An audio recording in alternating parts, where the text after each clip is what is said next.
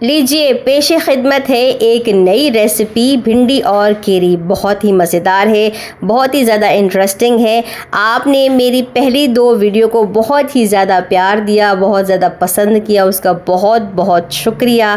जिन्होंने मेरी पहली वीडियो को वॉच नहीं किया भिंडी की, उनका मैं डिस्क्रिप्शन में लिंक दे दूँगी, आप जाकर उनको भी वॉच कर सकते हैं। रेसिपी को हम स्टार्ट कर लेते हैं। बिस्मिल्लाहिर्रहमानिर्रहीम। सबसे पहले यहाँ पर मैंने हाफ़ कप कुकिंग ऑयल ले लिया है। अब ये बड़ा वाला कप है, छोटे वाले 2 कप होंगे, तो इस हिसाब से आपने छोटे 2 कप जो है वो कुकिंग ऑयल ले लेना है, क्योंकि इसमें कुकिंग ऑयल का ज़्यादा इस्तेमाल होगा। ठीक हो गया जी। हम क्या करेंगे, भिंडियों को अपने कुकिंग ऑयल में डाल देंगे और हल्का सा हमने इनको फ्राई कर लेना है, इनका कलर चेंज कर लेना है। सबसे पहले तो आप सबका बहुत बहुत शुक्रिया कि आपने बेसन और भिंडी की रेसिपी को पसंद किया, भिंडी और अंडे की रेसिपी को पसंद किया, बहुत बहुत शुक्रिया। और जिन्होंने मेरी वो वीडियोस नहीं देखी हैं, उनके लिए मैं डिस्क्रिप्शन में उनका लिंक दे दूंगी, आप जाकर उन वीडियो को वॉच कर सकते हैं। वो भी बहुत ही ज़्यादा इंटरेस्टिंग और बहुत ही ज़्यादा मज़ेदार हैं। इसके साथ यहाँ देखिए हमारा इनका कलर चेंज हो चुका है। मैंने यहाँ पर 2 बड़े साइज़ के प्याज लिए हैं और इनको लंबे लंबे स्लाइसेस में कट कर लिया है और ये हम इसमें ऐड कर देंगे। सारे प्याज आपने इसमें ऐड कर देने हैं और अच्छे तरीके से मिक्स कर देना है।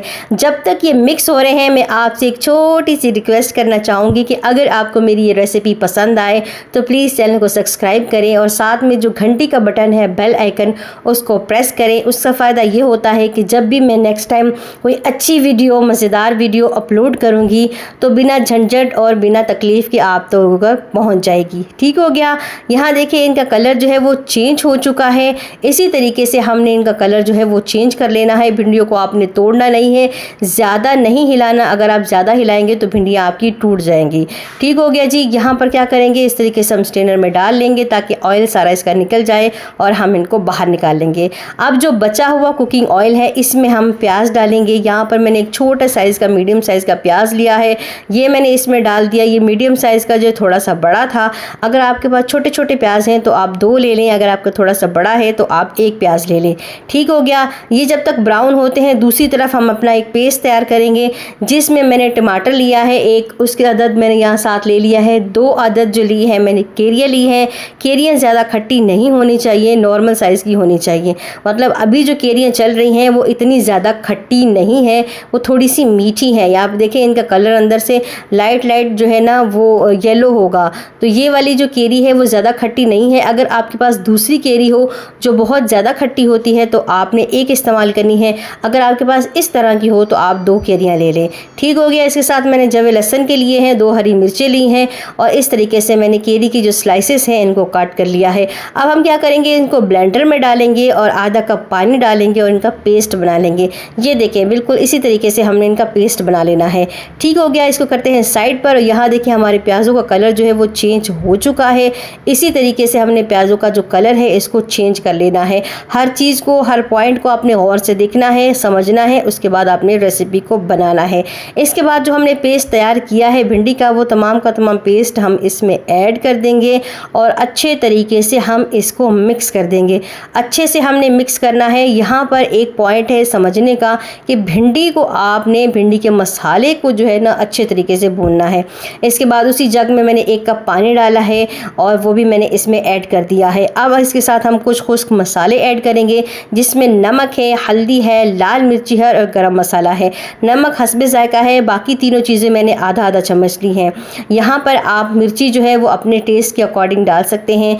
अगर आपको मिर्ची ज़्यादा पसंद है तो ज़्यादा डाल सकते हैं। ठीक हो गया। ये सारे मसाले हमने इनमें डाल देने हैं। अब हमने इनको अच्छे तरीके से पकाना है, अच्छे तरीके से भूनना है ताकि मिर्चों का कच्चापन भी ख़त्म हो जाए और जो हमने इसमें मसाले डाले हैं वो भी अच्छे तरीके से भून जाए। ठीक हो गया जी। यहाँ पर गौर से देखिएगा और गौर से समझिएगा। 5 से 6 मिनट लगेंगे इनको भूनने में और यहाँ देखिए ये भुन चुका है। इसी तरीके का थिक पेस्ट इसका होना चाहिए, थिक मसाला इसका होना चाहिए। जब ये इस कलर में हो जाए और इस तरह थिक हो जाए तो आप समझ जाएं कि आपकी रेसिपी जो है वो रेडी हो चुकी है। इसके बाद यहाँ पर मैंने 2 चम्मच चीनी ली है, वो भी हम इसमें ऐड कर देंगे। ये आपने लाजमन ऐड करनी है, इसको स्किप नहीं करना, क्योंकि इससे बहुत ही ज़्यादा मज़ेदार रेसिपी का जो टेस्ट है वो बढ़ जाता है और बहुत ही मज़ेदार लगता है। ठीक हो गया जी। अब हम क्या करेंगे, करेंगे जो भिंडी और प्याज हमने रेडी करके रखे हैं। बिस्मिल्लाहिर्रहमानिर्रहीम। इस तरीके से तमाम भिंडी और प्याज आपने इसमें ऐड कर देने हैं। लग रही है ना रेसिपी मज़ेदार, आ रहा है ना मुंह में पानी। मैंने कहा था ना कि ये रेसिपी बहुत ही मज़ेदार और इंटरेस्टिंग है, तो इसीलिए आपने इसको एक दफ़ा लाजमन बनाना है। जो भिंडी नहीं खाते ना वो भी आपके हाथ चूमते रह जाएंगे। देख लीजिएगा, ये इतनी मज़ेदार और इतनी इंटरेस्टिंग रेसिपी है। ठीक हो गया, ये हमने इसमें डाल देना है और अच्छे तरीके से हमने इसको मिक्स करना है।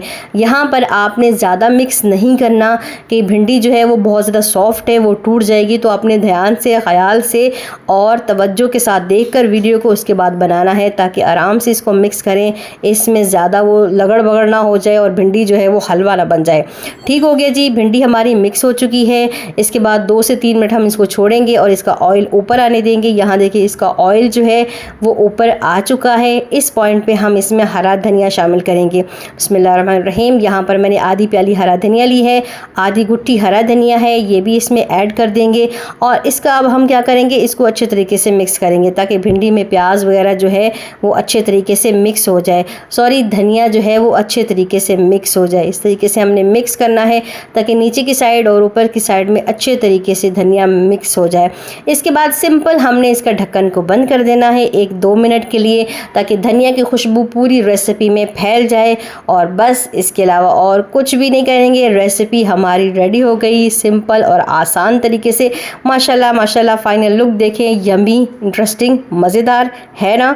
तो आपने इसको ज़रूर ट्राई करना है और अपना प्यारा प्यारा फीडबैक मुझे लाजमन देना है, क्योंकि आपका प्यारा सा फीडबैक मुझे बहुत ही ज़्यादा हौसला अफजाई देता है और अच्छी अच्छी रेसिपीज़ बनाने में मेरी बहुत मदद करता है। अपना बहुत सारा ख्याल रखिएगा। अल्लाह हाफिज़।